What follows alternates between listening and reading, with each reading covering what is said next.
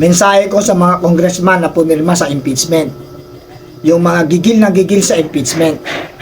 Bakit ba inaasikaso nyo ang impeachment? Hindi po yan ang sinumpaan yung tungkulin sa mamayan at bayan.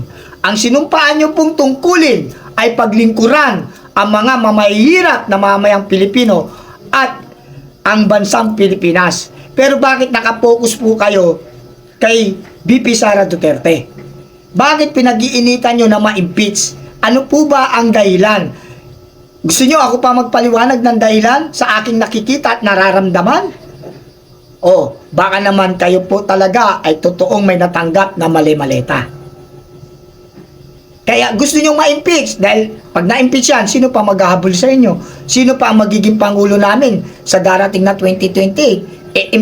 Na-impeach na. Pero hindi po papayag ang mamayang Pilipino, isa na po ako doon, na mai-impeach ang VP Sara Duterte. Because she is cleared by the Commission on Audit.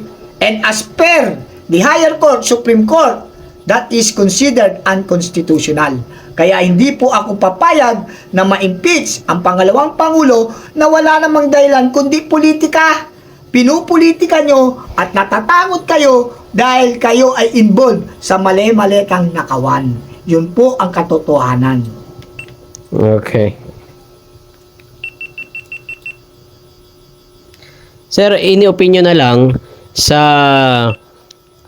yung paglabas ng 18 Marines. Ano yung hanggang ngayon, ano yung opinion mo doon? Yun nga pinagtataka ko. Hanggang ngayon, bakit hindi sila pinatatawag ni Senator Lacson? Yes. Supposed to be, dapat ipatawag yan eh. Under oath. Under oath, yung kanilang mga statement na pagtistigo o paglabas nila o paglantad nila, dapat yan ay under oath. Para ma-justify natin kung sila ba talaga ay nagsasabi ng totoo at pawang katotohanan lamang. Pero bakit baligtad? Di ba dati, kailangan natin, naghahanap pa tayo ng witness. Sino ba witness? Kahit mag-bribe ka pa, magbigay ka pa ng pera, may lumabas lang na witness. Naghahabol tayo ng witness. Ngayon, andyan ang witness, kusang loob, walang bayad. Bakit tinatanggihan? Bakit ayaw niyong paharapin? At baligtad, sila pa ang iniimbestigahan ng NBI. Ano yun?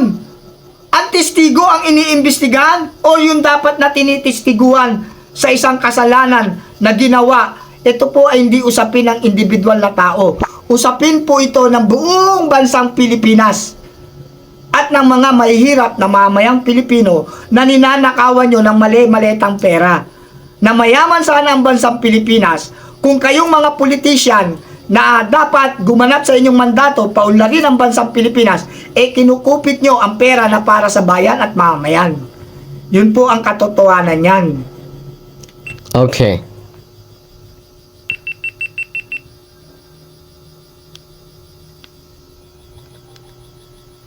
$800. Okay. Bro, mensahe mo na lang kay Senador Lacson kasi matagal na lumabas itong 18 Marines pero tila ayaw niya talaga. Ano mensahe mo sa kanya? Mensahe ko sa iyo, Senator Ping Lacson.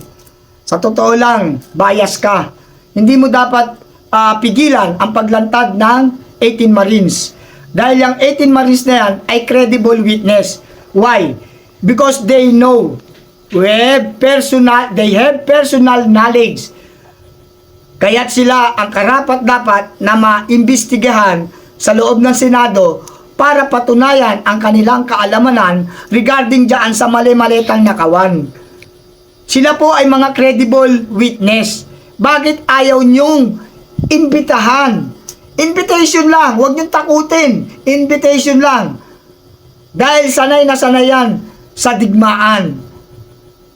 Dahil mga ex-Marine o mga Marines yan. Kaya dapat, bigyan nyo ng pagkakataon na ipahayag nila under oath ang kanilang mga nalalaman. Dahil sayang po na meron tayong credible witness na hindi nyo pinibigyan ng pagkakataong mapakinggan ang kanilang panig para naman matapos na to at maipakulong na kung sino man ang tunay na mastermind at ang mga involved dito sa mali-maletang pera. Pag malasakitan mo, Senator Ping Lacson, hindi ang presidente lang. Pag malasakitan mo, ang bayan, Pilipinas at ang mamayan na Pilipino na tunay na ninanakawan ng mga politikong ganid at sakim sa kayamanan. Okay, bro, dugtong ko lang. Isa din kasi sa nabanggit doon ng 18 ex-Marines ay si Senador Tito Soto. Sa palagay mo, bakit kaya hanggang ngayon hindi din pinupursyo ni Tito Soto na ipatawag yung ex-Marine, which is isa din siya sa mga nabanggit? Bakit mo nga naman ipapatawag yun? Ikaw na nga mismo nabanggit. Di siyempre itatago niya yun. Hanggat maaari, connivance na nga yan malamang yan, may kinalaman silang lahat dyan. Kaya ayaw nila talagang entertainin yung paglitaw ng 18 Marines dahil nangangamba nga sila na lalabas ang katotohanan. Dahil the truth shall set us free. Kaya si Soto mismo na nabanggit ng 18 Marines, mismong siya natatakot ngayon. Sino ba magkasama sa investigasyon? Lacson and Soto. O di siyempre nag-uusap din yan. Hindi huwag na nating imbitahan yan. Dahil pag inimbitahan natin yan, the truth shall set us free. Ito lang masasabi ko sa inyo. Kung hindi nyo rin naman pala kayang ilitaw ang 18 Marines to sworn their statement, huwag na kayong mag-imbestiga. That is wasting of time.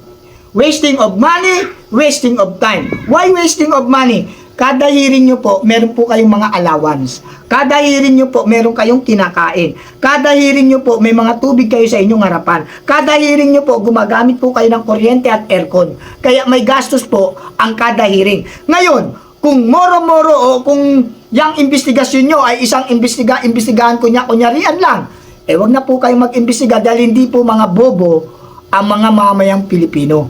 Alam na alam at matalino na po ang mga mamayang Pilipino na yung ginagawa ninyo ay puro diversionary tactics, puro baliktad nga Ang iniimbestigahan nyo yung mga witness, samantalang yung mga sinasabi ng witness na involved sa nakawan o sa maleta na yan ay nananatiling malaya at walang pangamba.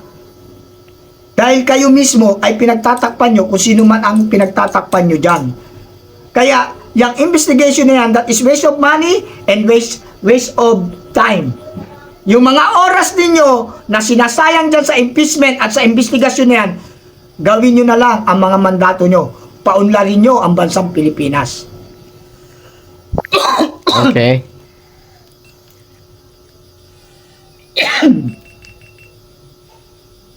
Wala kang tubig. Sige lang, bro. Sige lang. Wala kang tubig.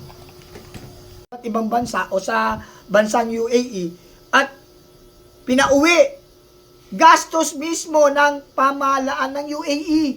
Hindi po gobyerno ng Pilipinas ang gumastos doon.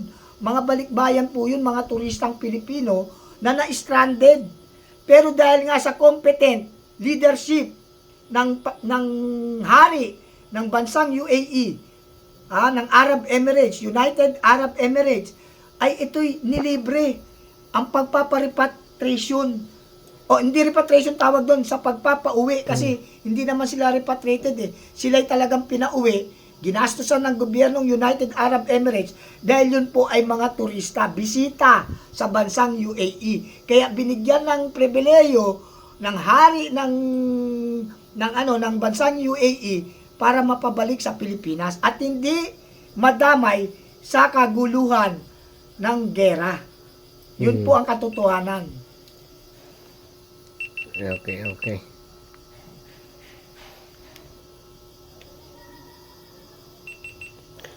Bro, another mensahe mo na lang sa mga congressman dahil matindi talaga ang kanilang gigil dito sa impeachment sa kabila ng matinding crisis sa ating bansa.